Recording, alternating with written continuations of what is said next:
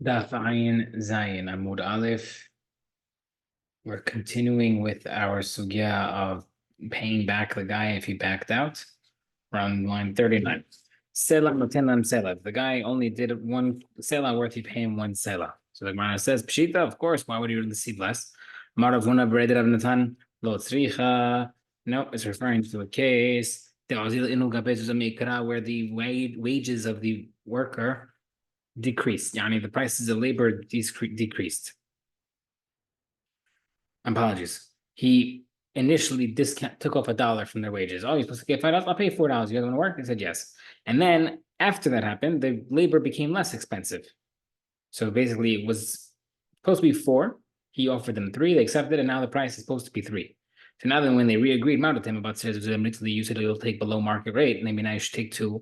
But they can tell no. When you said 3 instead of 4, you'll have a kimlach. We weren't sure if we were going to be available, etc. And therefore we took the money. Hashta kimlach, but now that you hired us, you for sure would be good with us, and there's no reason to assume that we wouldn't have taken 2 instead of 3. Rav said that if they withdraw, they have the lower hand. The Rav doesn't say that. We know earlier, we've said this previously as well, that a person is not slave to anybody and he could back out of work anytime he wants. So how come Rav said that you could get penalized? I might want to tell me, maybe tell me, there's a difference between a day job or by the hour job or by a kabanut, like you're doing a job. You're doing you're contracted for a job. But there is no distinction. And halfway through the day, the guy heard that his relative died, or he got sick. If he paid by the day, he gets the prorated version for the day. 4 hours out of 12, you get paid 30%.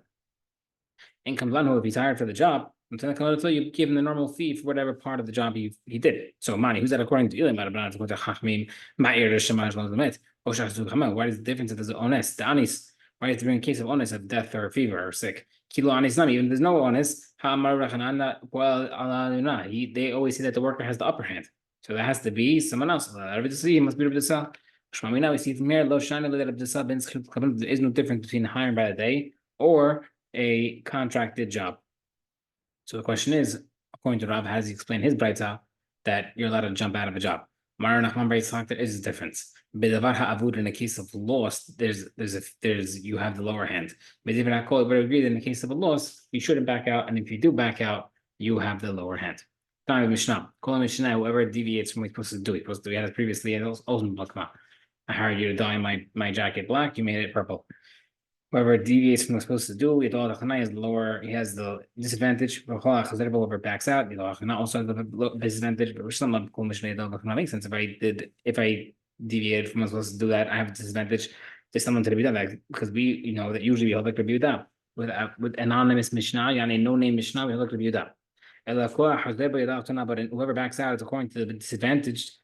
Who does that include? You're including a worker by the day, that even he has a lower hand when he abandons his work. According to Rabbi Dasa. We see Rabbi Dasa even holds that day workers are chayav. Mar says those are 2 halachot, meaning he held 1 halacha worker paid for the job and 1 halacha paid by the day. Both are considered backing up. They have lower. Rab held like Rabbi Dasa in the first one regarding a job. You're hired to finish the house. You get paid for the house. You back out. You have to get prorated. Had disagreed regarding a day worker that he can get lower-handed. He has the disadvantage by a schirut, by the day worker. Even the different answer, whoever backs out has the disadvantage. The container says, what's the case of someone backing out? That's not referring to work, it's referring to backing out of a sale. Someone who bought a field for 1,000 zuz, and he gave him 200 out of 1,000. Then they backed out.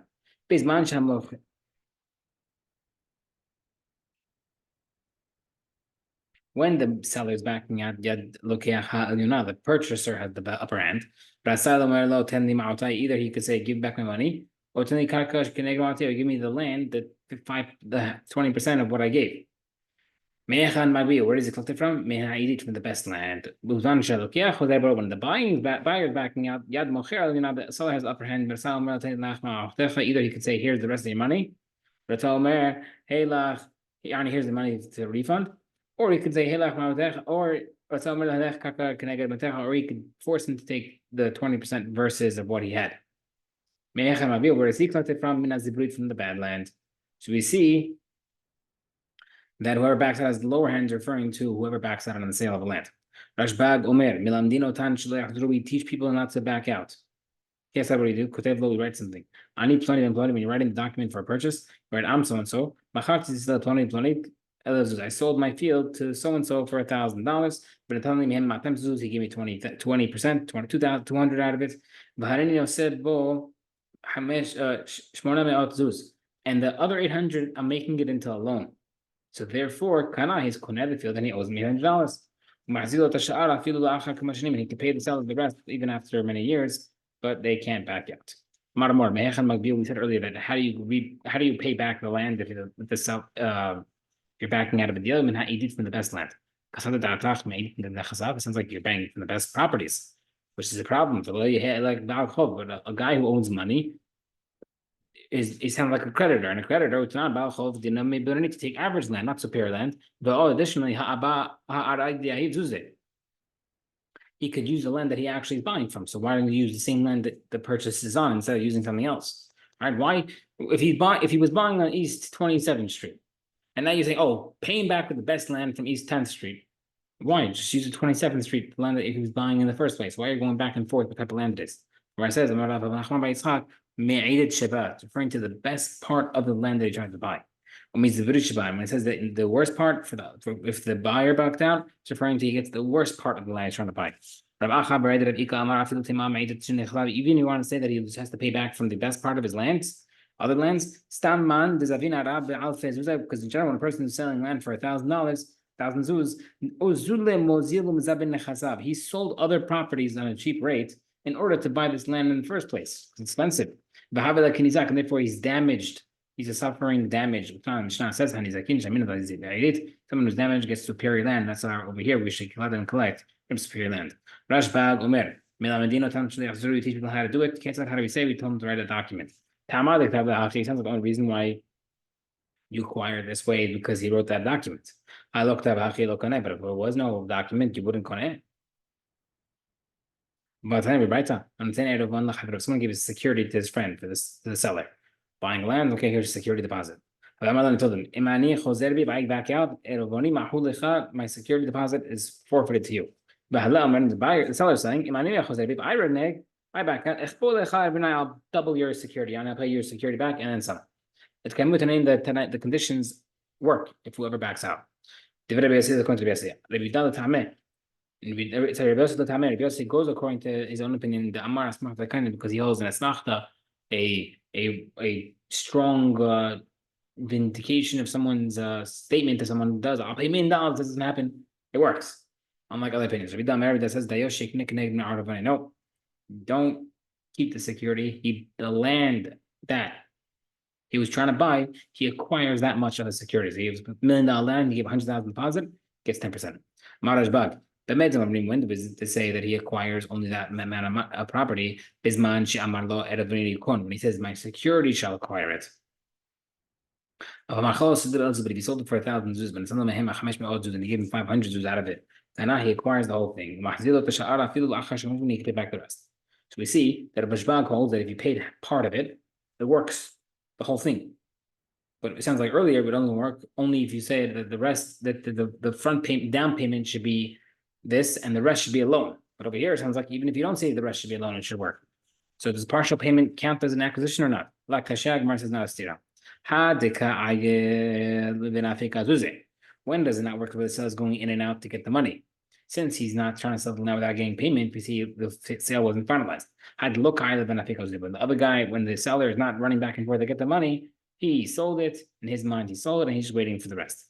Says, Haman someone sold him to his friend, and he's looking for the money. Lokani is not acquired. But if he's not looking for it, Hakani, it acquired. Another thing.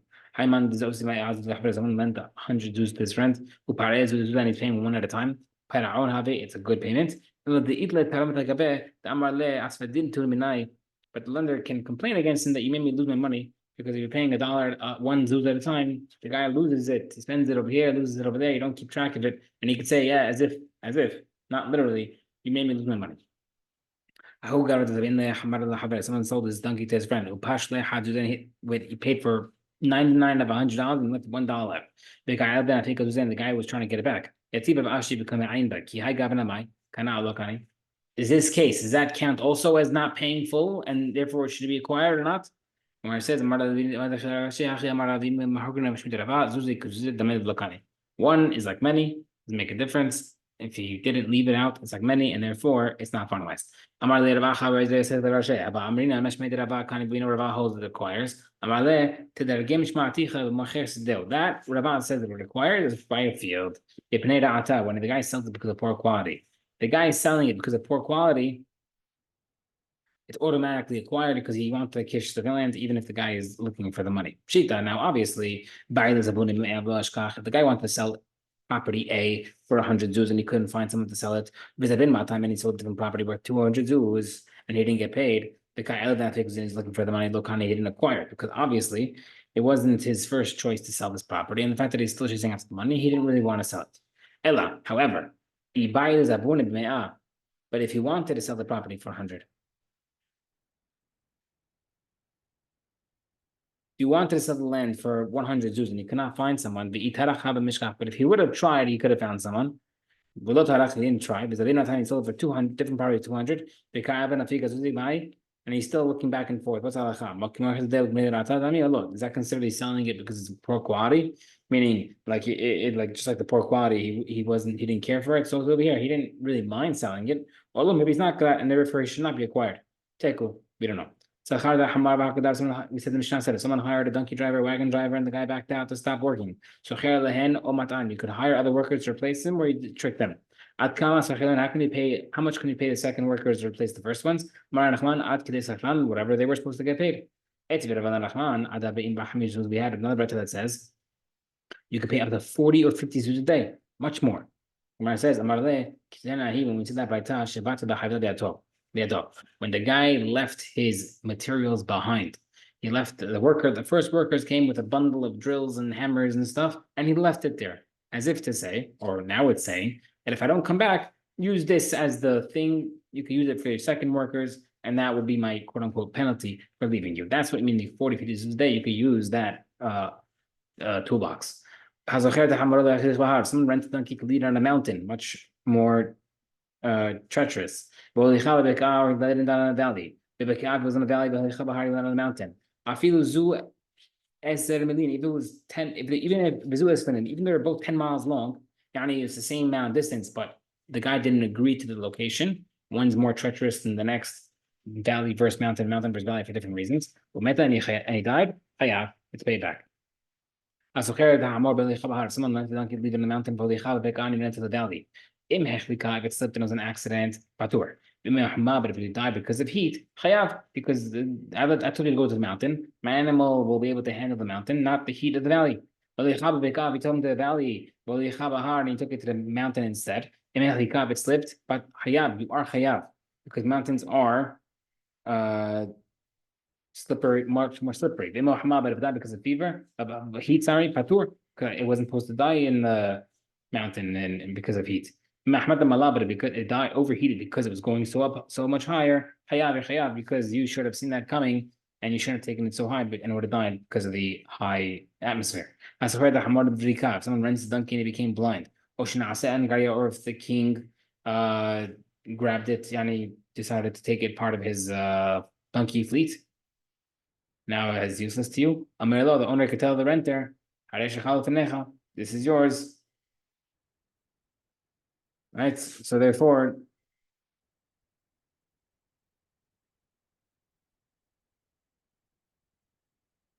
and therefore, try to get it back. And if you can't get it back to the way it was, you pay me. Meta but if the animal died or broke a limb, and then he has to pay back everything. The hamor has to pay back in the donkey.